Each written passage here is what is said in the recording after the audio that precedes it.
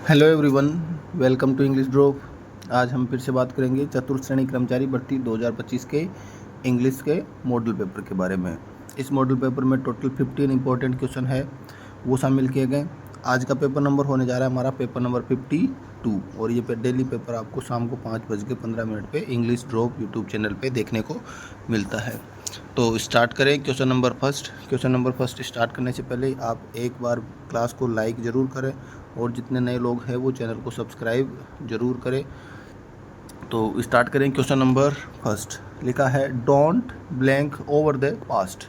Don't blank over the past.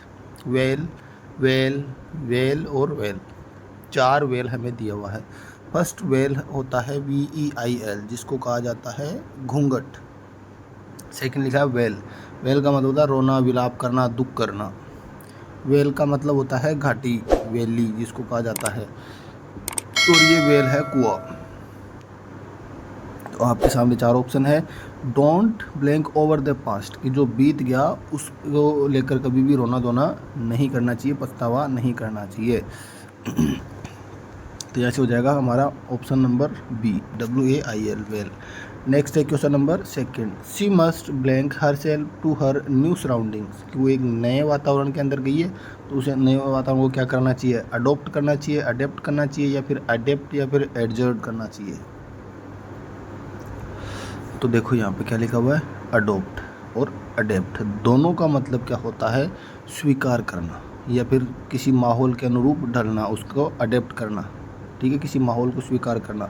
लेकिन जो adopt है वो तो है यहाँ पे नाउन, और अडेप्ट है यहाँ पर वर्ब। और हमें क्या चाहिए? वर्ब चाहिए। अडोप्ट का मतलब स्वीकार और अडेप्ट का मतलब स्वीकार करना। अडोप्ट का मतलब होता है गोद लेना। अडोप्ट का मतलब एक और वर्ड क्या होता है? गोद लेना। और नेक्स्ट वर्ड है हमारे सामने एडजर्ड। एडजर्ड का मतलब क्या होता है? शपथ लेना, शपथ लेना। तो यहाँ से हमारा ऑप्शन बी है वो राइट आंसर हो जाएगा। नेक्स्ट है he could not blank the cold. Bare, bear, bar और बियर। देखो बेयर का मतलब होता है मुश्किल से, बार का मतलब तो बार जिसको क्या बोलते हैं, मैखाना, ऐसे कुछ आएगा। बियर और बियर, ये बियर है भालू, और ये बियर है BEAR, ये है सहन करना।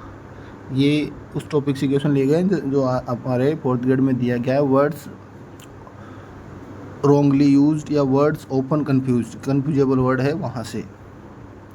तो यहाँ से क्या हो जाएगा कि वो है क्या नहीं कर सका, उस सर्दी को सहन नहीं कर सका। सहन करना, इसका मतलब आ जाएगा option D, BEAR, bear. Next है question number 4। The blank of the new medicine was loss of appetite. Affect and effect. Affect noun है, इफेक्ट वर्ब है।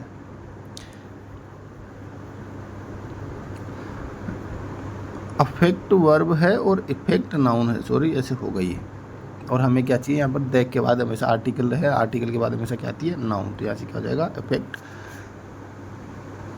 Option B. नेक्स्ट है क्वेश्चन नंबर 5। शिष्टमंडल। शिष्टमंडल को इंग्लिश में क्या कहा जाता है? कमीशन, डायरेक्शन, एक्यूजेशन और डेलीगेशन। तो शिष्टमंडल को इंग्लिश में क्या कहा जाता है? कमीशन, डायरेक्शन, एक्यूजेशन या डेलीगेशन। ऑप्शन डी, डेलीगेशन का मतलब होता है शिष्टमंडल। अप्रोच शब्द का असंगत पारिभाषिक शब्द है। अप्रोच का मतलब पहुंच, उपमार्ग, दृष्टिकोण या सिफारिश। इसमें क्या पूछा? असंगत, कि कौन सा पारिभाषिक शब्द है वो असंगत है, मैच नहीं करता है। तो देखो अप्रोच का मतलब पहुंच होता है, उपमार्ग होता है और दृष्टिकोण भी होता है। सिफारिश इसका मतलब नहीं होता है। तो यहाँ से क्या जाएगा? ऑप्शन डी, असंगत शब्द हो जाएगा।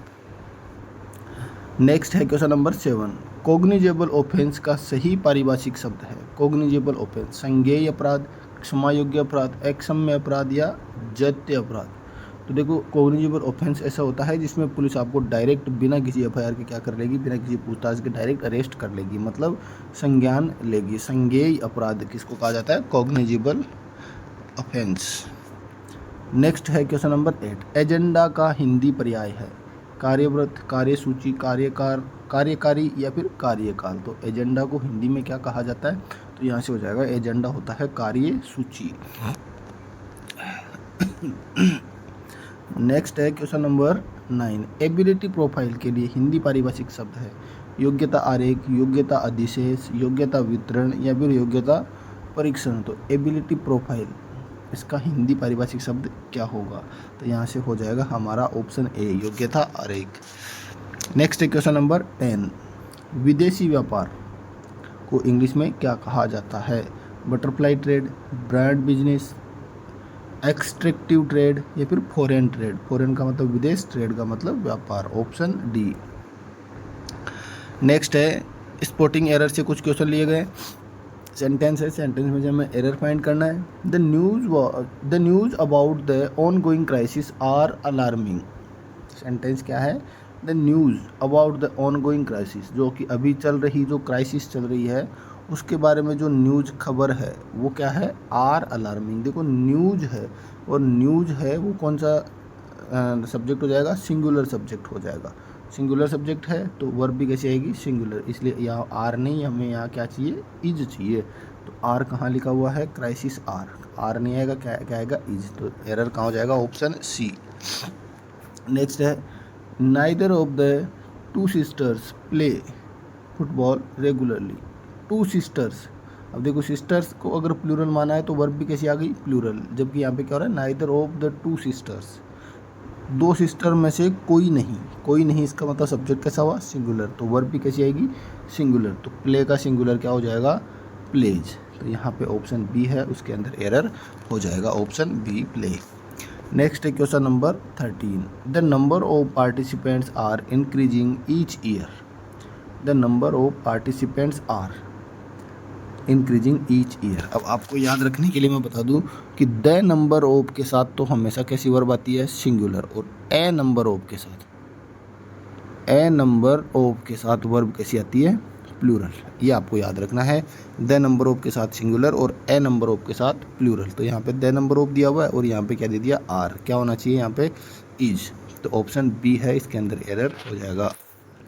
नेक्स्ट है question number 14। This is the more enjoyable movie I have ever seen in years. सालों में इतनी मूवी, कई सालों में इतनी मूवीज़ देखी है, उन मूवीज़ में से ये वाली मूवी उसको बहुत ज़्यादा इन्जॉयबल लगी है। मतलब बहुत में से किसी एक को श्रेष्ठ बताया गया। इसका मतलब कौन सी डिग्री का यूज होगा? सुपरलेटिव का यूज होगा। दे दिया और इन्जॉयबल दे दिया, लेकिन यहाँ पे क्या दे दिया गया? मोर। और मोर कौन सी डिग्री में आता है? कंपेरेटिव डिग्री में। जबकि हमें क्या चाहिए? सुपरलेटिव। तो सुपरलेटिव में मोर की जगह क्या आएगा? मोस्ट। तो यहाँ पे द मोर वाले पार्ट के अंदर क्या हो जाएगा? एरर। नेक्स्ट है her explanation was the more clearer than the professors. Then है, देन कौन सी डिग्री के अंदर आता है? कंपेरेटिव डिग्री के अंदर। अगर आप चाहो तो डिग्री से रिलेटेड हम एक्स्ट्रा अलग से कुछ क्वेश्चन है वो ला सकते हैं। अगर आपको डिग्री को लेकर कोई भी कन्फ्यूजन हो तो एक वीडियो के अंदर क्लियर हो जाएगा। तो आपको अगर डाउट हो डिग्री से रिलेटेड कुछ भी तो आप कमेंट करके बता सकते हैं। एक वीडियो में 15 क्वेश्चन करेंगे और 15 क्वेश्चन में सब कुछ क्लियर हो जाएगा। हर एक्सप्लेनेशन वॉज द मोर। देखो द दे दिया गया, द के बाद कौन सी डिग्री आती है? हमेशा सुपरलेटिव डिग्री। दूसरी बात ये यहाँ लिखा है देन में कौन सी डिग्री आती है? Comparative degree. दो लोगों के बीच में कंपेरिजन किया गया है। तो यहाँ पे देखो या तो क्लियरर आएगा या फिर मोर भी आ गया और क्लियरर। देखो कंपेरेटिव डिग्री के लिए क्या ऐड होता है? या तो आर या फिर मोर। ई आर जोड़ के या फिर उससे पहले मोर लगा के हम कंपेरेटिव डिग्री बनाते हैं। और सुपरलेटिव डिग्री में क्या लगता है? ई एस टी और मोस्ट। ठीक है, तो या तो ई आर, तो यहाँ पे देखो ई आर भी लगा दिया, मोर दोनों एक साथ लगा दिए। तो या तो मोर क्लियर, नहीं यहाँ पे क्या आ जाएगा? क्लियरर और क्लियरेस्ट। क्लियर की कंपेरेटिव डिग्री होती है क्लियरर। मोर लगाने की ज़रूरत नहीं होती। मोर कब लगता है? जब दो से ज़्यादा वोवल वर्ड के अंदर दिए हो। जैसे इंटेलिजेंट में दो से ज़्यादा स्वर है, इसका मतलब वो मोर इंटेलिजेंट और मोस्ट इंटेलिजेंट होगा। तो यहाँ से मोर हट जाएगा, मोर नहीं आएगा, द मोर नहीं आएगा। द मोर कहाँ पे दिया गया है? Option B. तो ये था हमारा पेपर आज का। Thanks for watching.